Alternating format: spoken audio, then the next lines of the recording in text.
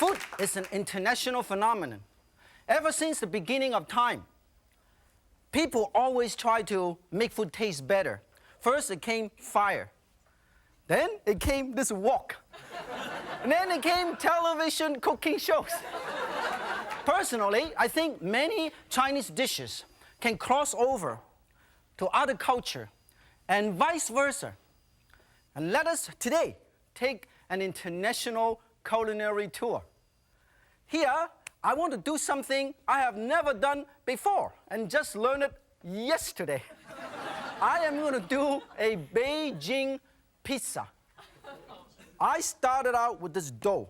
Now you can use any dough of your favorite pizza dough because everybody have this different type of dough and use different recipe. But this is very interesting because I try to make it like an onion, Chinese style onion pancake, okay?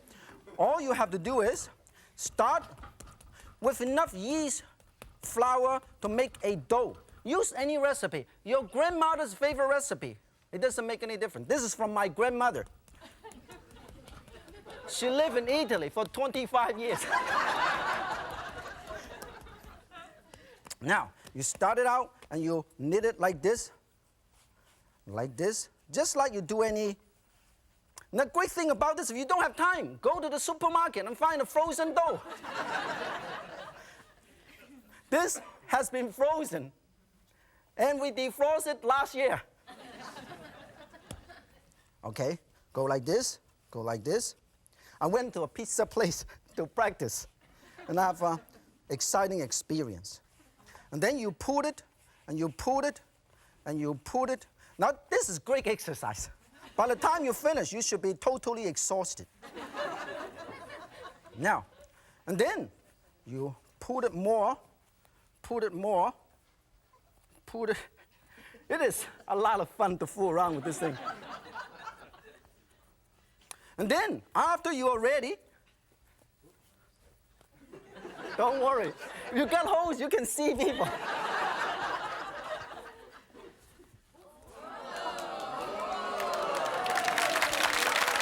Oh, my goodness. Can I have it back? Can I have it back? But you can keep it. You can keep it over there. Anyway, fortunately, I have a spare one. Now, in order to make it more Chinese, you know what you can do? I apologize. If I do it one more time, people could expect to land it on my nose. Okay, it's very important. Now, if you want to make it very Chinese, this is what you're going to do. You flatten it up, and you sprinkle green onion, okay? Sprinkle green, and then you roll it up. And then you roll it. So what you have is a tiny bit of salt and green onion. Then you make it into a little green onion pancake. Of course, in the Chinese do it, they also add a tiny bit of lard. You can add a tiny bit of vegetable shortening, okay? When this is done, you roll it out. You roll it out. And then I'm going to show you the ingredient I'm going to use, okay? I'm going to set it. Since we got 6 million people in the audience, we're going to make 4,500 of these. Now, here, I'm going to start out some exotic ingredients, okay? We have oriental mushroom, which is straw mushroom, and I cut it in half like this, okay? Set it aside, put it one over here, and then I slice some cultivated mushroom.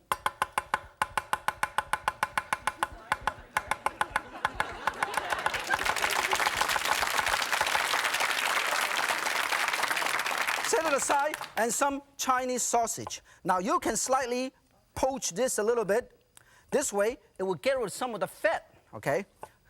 Slice it up, slice it up, slice it up, slice up, slice up. Now when you rise the dough, it's very, very important to use enough yeast.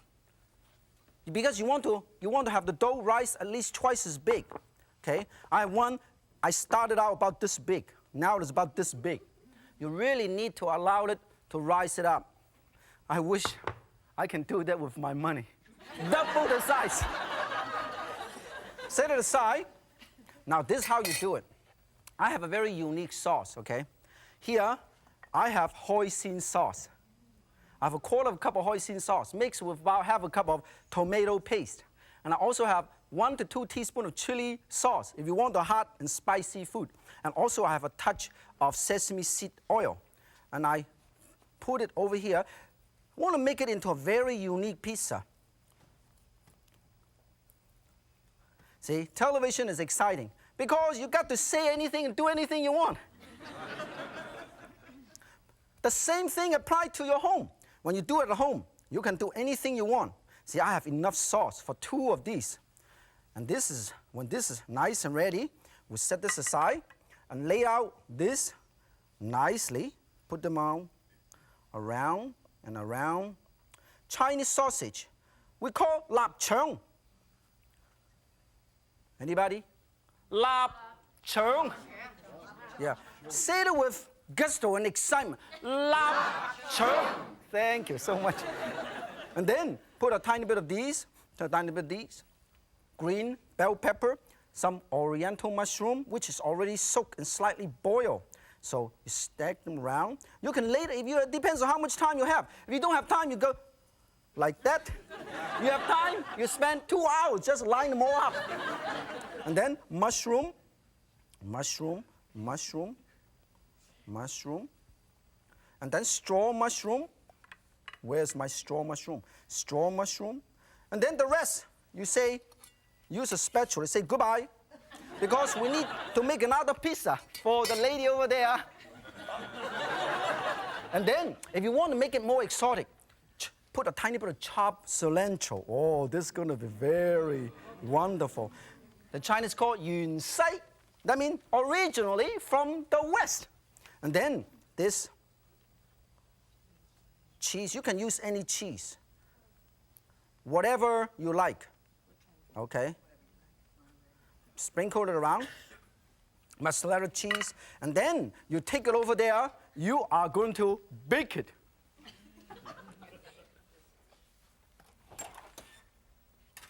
Wow! Since we got so many people, we already have one already done. See?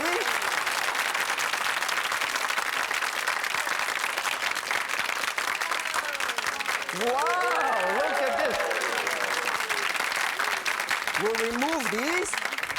We get rid of this so everybody can enjoy this a lot more. Then we use this Italian pizza cutter. 1, 2, 3. And then after that, we can use this Italian spatula and put it over here. And I am telling you, this looks so good. I am going to eat it myself.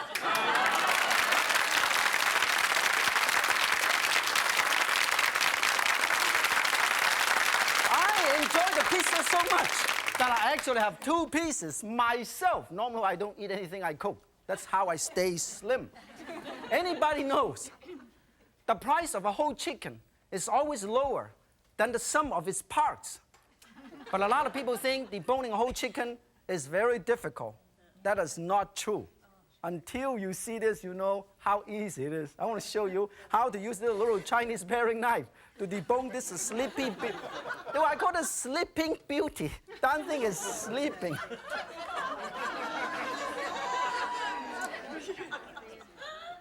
Close your eyes. Those at home, please close your eyes for about 3 seconds. For soup stock, pretend you have not seen nothing. Look. Stock pot.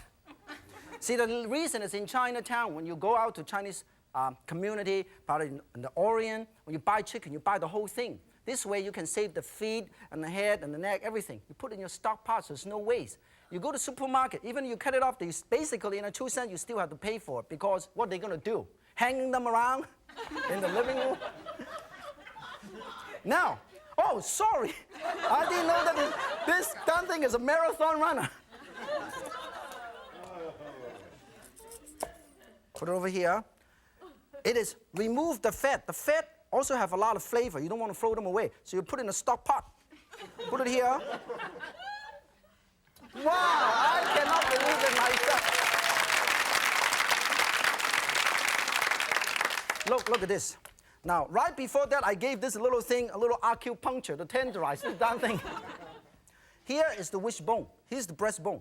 I use this knife, one cut along one side of the breastbone, another cut, very sharp knife.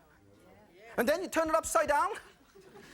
One cut around here. As I always tell people, when you do that, make sure you protect this most delicate portion of the chicken, because you save 2 dozen or 3 dozen of these, you're going to make a dish, my mother's favorite, chicken surprise.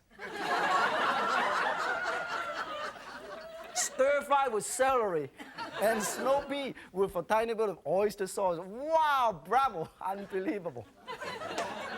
Hold on to the wing. You see, I'm using my index finger to feel where the joint is. And then I want one cut right here. You see this? Immediately, I can immediately hold on to this, and the whole chicken breast, I pull the wing, and the whole chicken breast come out. Look at this.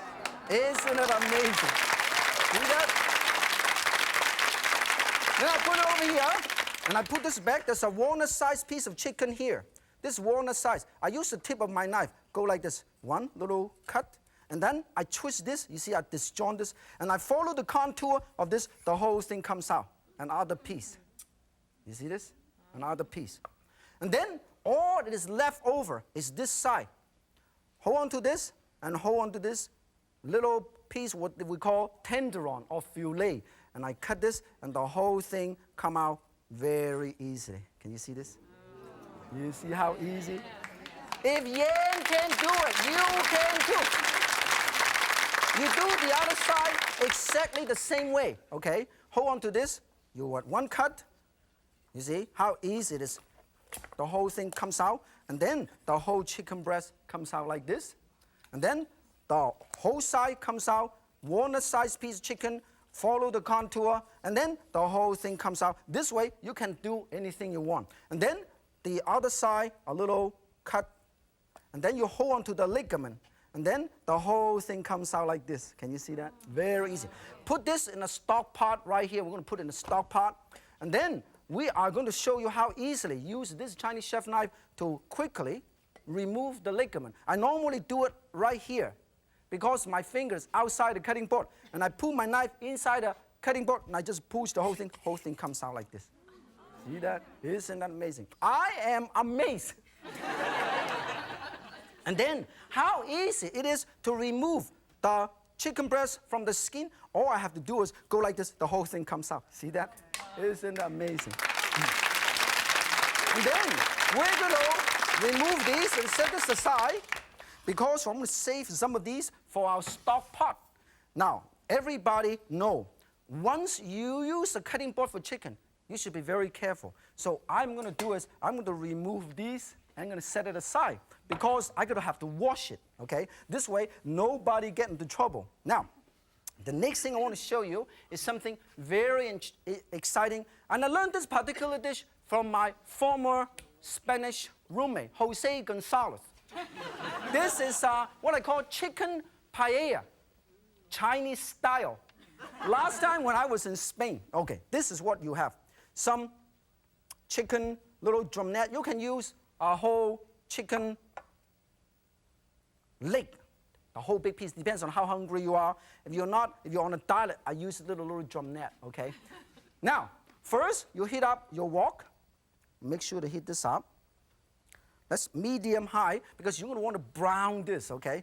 If you want, I already slightly sprinkle a tiny bit of salt and white pepper on this, and let it marinate for maybe approximately half an hour to 2 hours, okay? And then we're going to use a tiny bit of oil. That's all I need. You call this a tiny bit? Exactly 1.3745 teaspoons. And then we are going to brown this when it's hot, okay? We're going to brown this very hot. And then chop up some garlic and ginger, because we want to make it more Chinese, okay? Cut it up, cut it up, cut it up.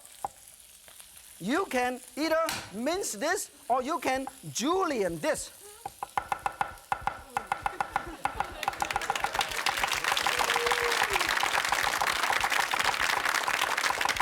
Okay, and put some ginger over here, and some mince it, you see? This is mince. You can have a choice of mince, or you can have a choice of julienne, or you can have a choice of crushed, or you can have a choice of a whole piece. Who cares? I don't care. And then garlic, look at this. Very easy. We'll put a tiny, we can use 1 to 2 cloves. Smash it. I remember when I went to college, I went down to see with my roommate. I went to Spain with my roommate Jose. We went to see, he introduced me to 2 things. This is one thing that I want to show you, is the paella. And the second thing is bullfighting. But I prefer paella a lot more so than bullfighting. It's a lot more peaceful. And I learned, besides, it's much easier. It's very difficult to make a living in front of thousands of people. You stir fry.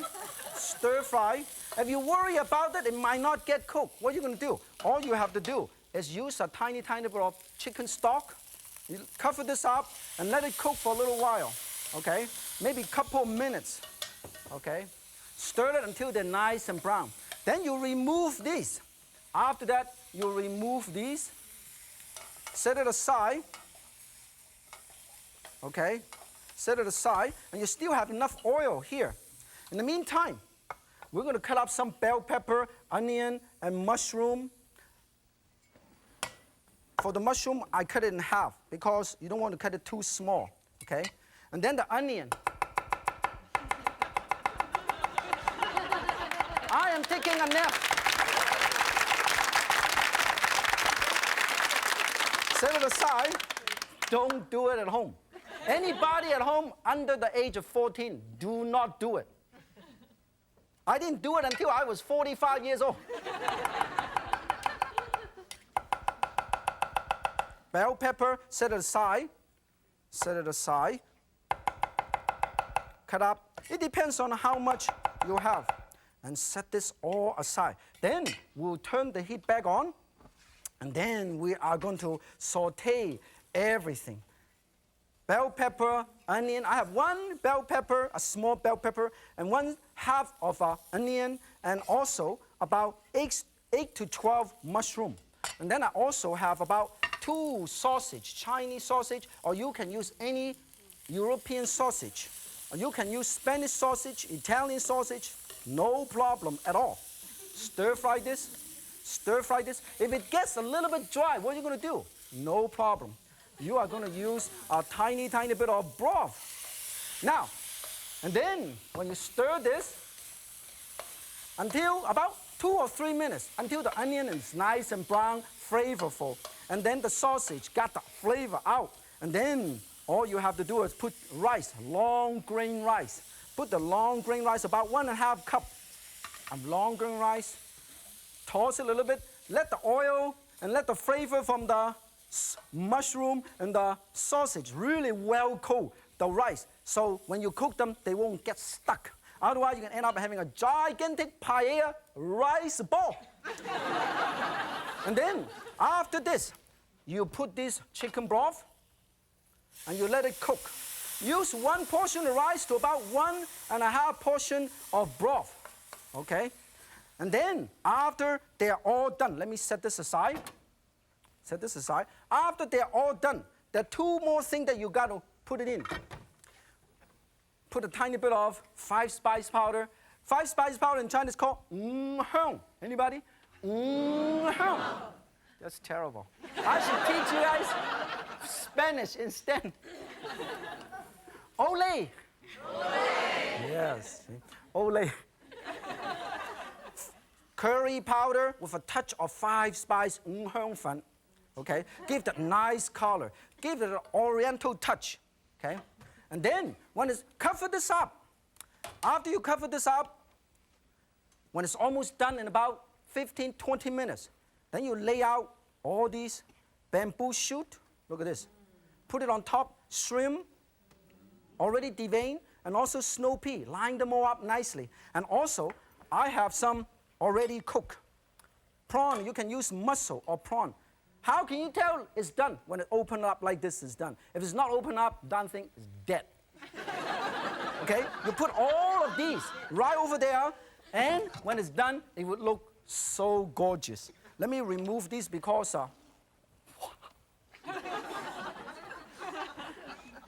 wow, tough to make a living. When it's done, it would look like this. Look at this. How gorgeous. Isn't that beautiful? For my roommate, Jose Gonzalez.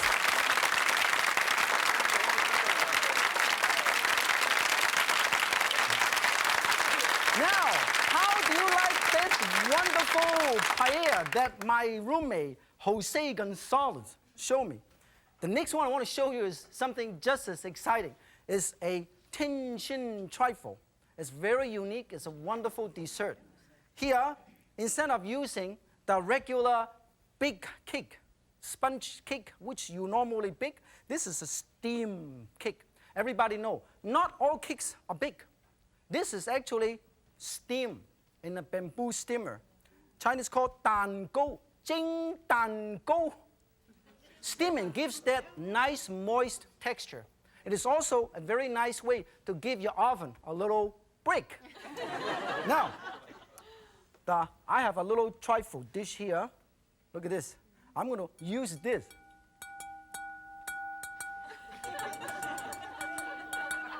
Musical. Chinese cooking is so musical, I can't believe it. Now, first of all, you are going to get the sauce ready because you want to make sure you make the preserved apricot sauce. Here, I want to show everybody what I have here. I have about 2 cups of apricot, canned apricot or fresh apricot. And I have a 1/4 cup of apricot preserved, about 1/4 cup of candied ginger, a tiny bit of vanilla beans, and also a 1/4 cup of brandy, apricot brandy. This dessert is definitely for adults only. Nobody under 18 allowed to try this dessert. And then I'm going to make the sauce, okay? We're going to put everything here, all the sauce. This is the apricot preserve. Put it over here.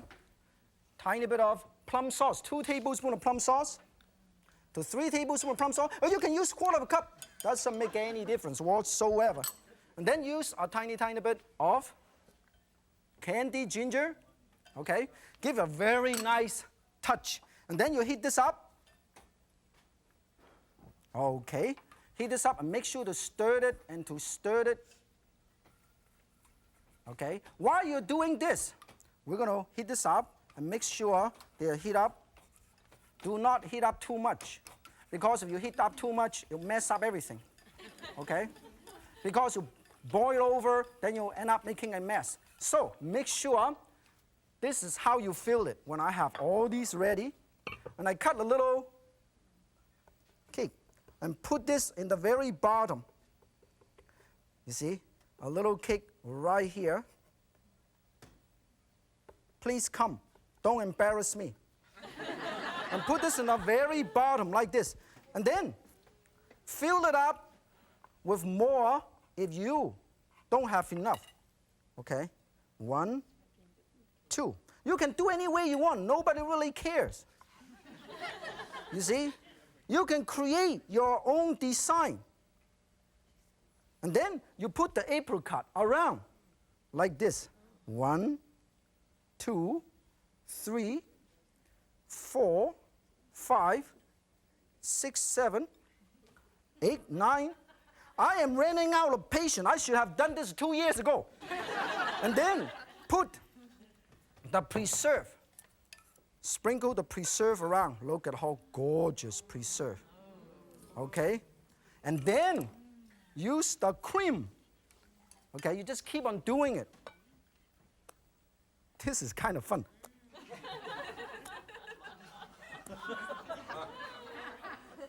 And then after you finish, you continue to lay another layer of cake. Look at perfect. Except I ran out. And we run out, all you have to do is fill it up with this.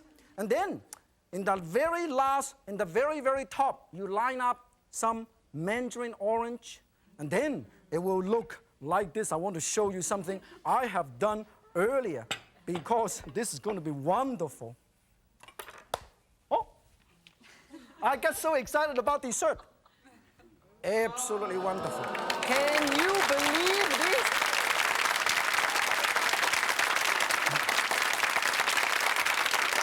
Now after this, you got to put it in the fridge and let the brandy, apricot brandy, the mango with the cake, and get it richer, more flavorful flavor, and make it a much more spirit dessert. As you can see from today's show, good cooking knows national boundary. The cuisine of the world will be much richer and much better if we learn to mix our bravos and our old ladies. This is Martin Yan saying, ciao, everybody. If Yan can cook, so can you. Joy in.